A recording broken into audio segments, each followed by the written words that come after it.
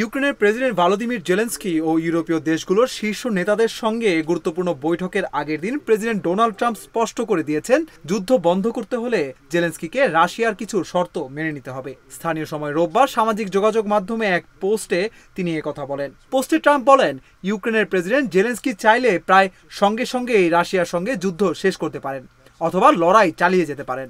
মনে রাখুন, এর শুরুটা হয়েছিল কিভাবে। ওবামার আমলে কোনো গুলি ছাড়াই ক্রিমিয়া চলে গিয়েছিল রাশিয়ার দখলে। আর ইউক্রেনের ন্যাটোতে যোগ দেওয়ার প্রশ্নই আসে না। কিছু বিষয় কখনোই বদলায় না।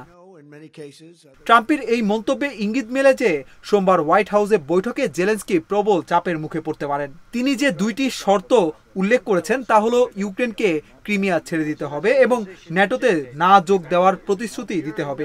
সেগুলোই রুশ প্রেসিডেন্ট ভ্লাদিমির পুতিনের মূল দাবি। ইউরোপীয় নেতারা আশঙ্কা করছেন, হোয়াইট হাউসের বৈঠকে ট্রাম্প মূলত জেলেনস্কিকে পুতিনের শর্ত মানতে রাজি করানোর চেষ্টা করবেন। তবে তারা একই সঙ্গে জানতে চান সম্ভাব্য শান্তি চুক্তিতে রাশিয়া কি ধরনের ছাড় দিতে পারে এবং যুক্তরাষ্ট্র ভবিষ্যতে কি ধরনের নিরাপত্তার নিশ্চয়তা দেবে। রোববার আরও এক পোস্টে ট্রাম্প লিখেছিলেন, আগামীকাল হোয়াইট হাউসে বড়দিন। একসঙ্গে এত ইউরোপীয় নেতা আগে কখনো আসেননি। তাদের আতিথেয়তা করতে পারা আমার জন্য গর্বের বিষয়।